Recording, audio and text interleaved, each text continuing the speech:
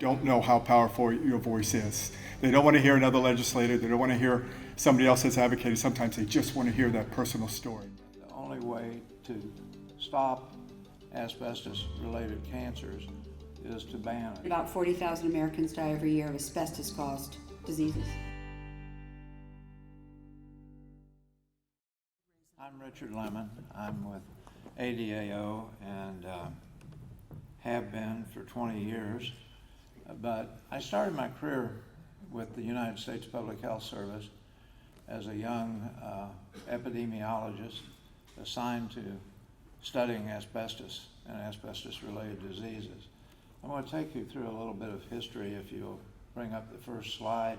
In 1971, Dr. Johnson and his associate Richard Lemen went to inspect the Tyler plant with a team of industrial hygiene union officials. We went directly to the plant and took a tour of the plant.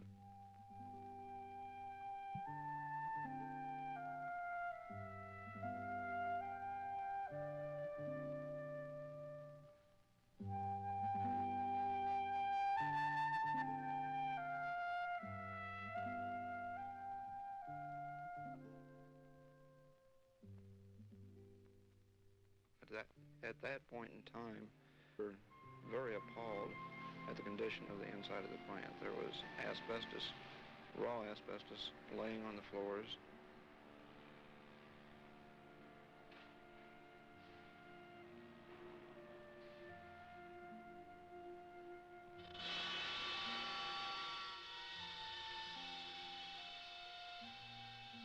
Asbestos pipe insulation, there's cutting it, sawing it with saws, breathing dust from it, and caught the lung disease.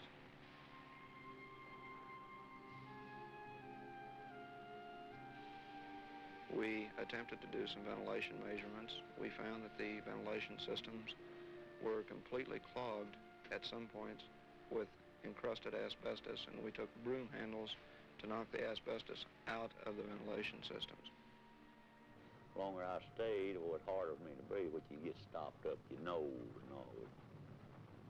Every day, you could tell you were taking on lots of stuff. We were getting no readings on our ventilation instruments, indicating that the plant was very, very poorly ventilated. The employees were not wearing respirators. The employees were eating right in the area of the work site.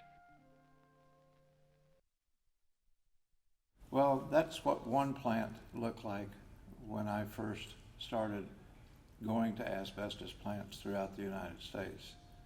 And next we have Dr. Selikoff, who had studied a plant in Patterson, New Jersey, and that plant moved from Patterson, New Jersey to the Tyler, Texas plant that I visited. 1 out of every 5 of these men tends to die of lung cancer. There have been many cancers, about 3 times we expect, of the stomach, colon, rectum. There have been cancers of the abdomen and chest called mesothelioma, and so forth.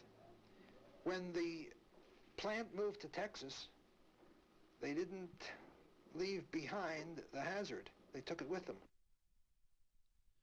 Well, this is kind of to start off my talk to give you a little bit of a historic perspective. But by 1976, the National Institute for Occupational Safety and Health that I worked for had come to the conclusion that there was no safe level for asbestos. So we started and continued making rules and regulations for the workplace. And as you can see, in 1938, the first point, the U.S. Public Health Service came up with a standard to protect workers, not from cancer though. All of these standards down to the lowest standard in 1996 were to protect from asbestos-related lung disease. They would reduce the cancer, hopefully, but they were never meant to cover cancer. That's why in 1976, and ADAO is carried on, we have concluded scientifically that the only way to stop asbestos-related cancers is to ban it. By 1984, we knew that you could not find a safe sampling method that would count the asbestos fibers. So even if we were trying to stop and lower the exposure, we were not counting just asbestos fibers. We were counting dust and all types of fibers. But you want to find out, there are some new papers coming out this year I've seen where some industrial hygienists have tried to conclude that there is a safe level for asbestos.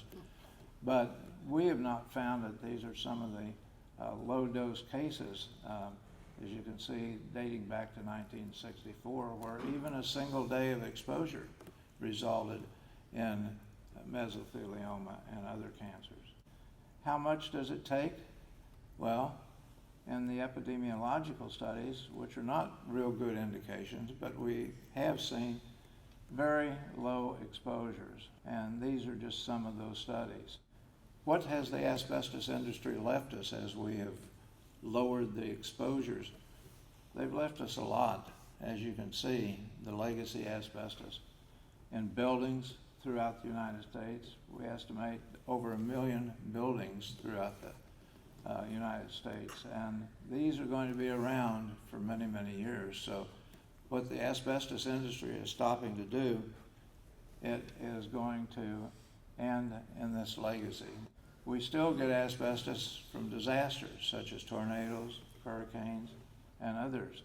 This is just the estimates of disease.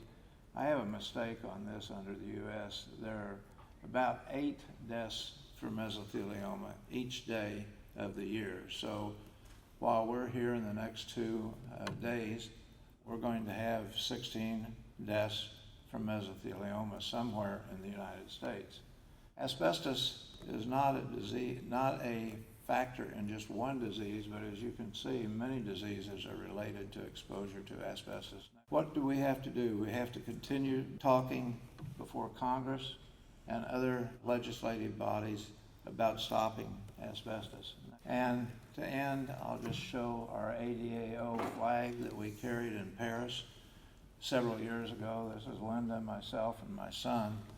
I had to get him acclimatized to walking in some protests, but he did it. So thank you.